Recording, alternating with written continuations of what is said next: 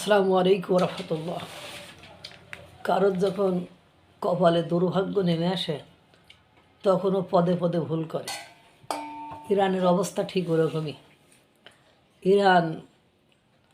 ইরানের সাপোর্ট দিচ্ছিল অনেকটা ভারত।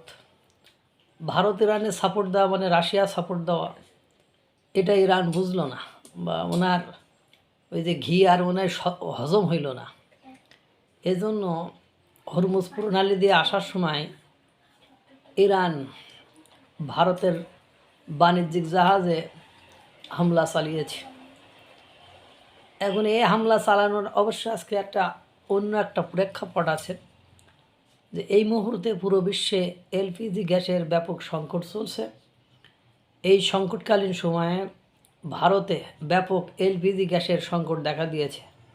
হোটেল রেস্তোরাঁগুলো ইতিমধ্যে অনেক নামি দামি হোটেল রেস্তোরাঁ বন্ধ করে দিয়েছে এলপিজি গ্যাসের সংকটের কারণে, এবং কার্ডের মাধ্যমে, রেশনের মাধ্যমে এলপিজি গ্যাস এই সংকট কাটিয়ে ওঠার জন্য আপনার ব্যবস্থা করেছে। যদিও তাদের একটা নির্দিষ্ট পরিমাণ এলপিজি গ্যাস সঞ্চয় করা আছে, সেটা তারা এই মুহূর্তে ব্যবহার করতে চায় না। এই মুহূর্তে এই পরিবেশ উদ্ভূত এই পরিবেশে ইন্টারন্যাশনাল এজেন্সি ভারতকে তার রিজার্ভ থেকে ব্যবহার করার কথা বলেছে, কিন্তু ভারত সেটা অস্বীকার করেছে। সেই প্রেক্ষাপট ধরেই আমেরিকা মানে ভারতকে কত বিলিয়ন ব্যারেল এলপিজি গ্যাস সরবরাহ করেছে বা তাদেরকে দিতে চেয়েছে।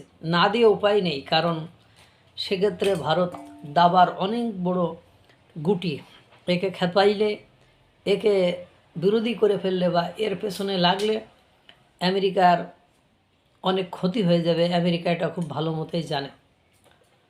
এইটা যখনই ঘোষণা এসেছে তার পরপরই ইরান যদিও বলেছিল যে ভারতের কোনো জাহাজকে তারা আক্রমণ করবে না, ভারতের জাহাজ সেখান দিয়ে চলাচলের অনুমতি আছে, কিন্তু দুর্ভাগ্য হলো সত্য যে তারা সেটি না মেনে আজকে ভারতের বাণিজ্যিক জাহাজে, মানে সংযুক্ত আরব আমিরাত থেকে ভারতের গুজরাটের বন্দরে এসে নোঙর করার কথা সেই জাহাজটিতে হামলা চালিয়েছে। তাতে ভারতীয় 2 জন নাবিক এখনও পর্যন্ত নিখোঁজ আছে। সুতরাং বুঝতেই পারছেন ভারত ইরানের জন্য কত বড় একটা সুবিধার দেশ ছিল। তাদের সাথে ব্যবসা বাণিজ্য করতো, তাদের কাছ থেকে তেল কিনতো, তাদের সাবাহার বন্দরে কোটি কোটি টাকা ভারত ইনভেস্ট করেছিল। এই ইরানের সাথে ভারতের একসময় দহরম মহরম সম্পর্ক ছিল। এই মুহূর্তে পুরো বিশ্বে রাশিয়ার পাশে যদি কেউ দাঁড়াইতে চায় তাহলে সে রাশিয়া নয়, ইরানের পাশে যদি কেউ দাঁড়াইতে চায় তাহলে সেটা রাশিয়া এবং চীন। আর রাশিয়া চীন যেখানে আছে সেখানে ভারতের বিরোধিতা করার কোনো যুক্তি ছিল না, কিন্তু ভারতের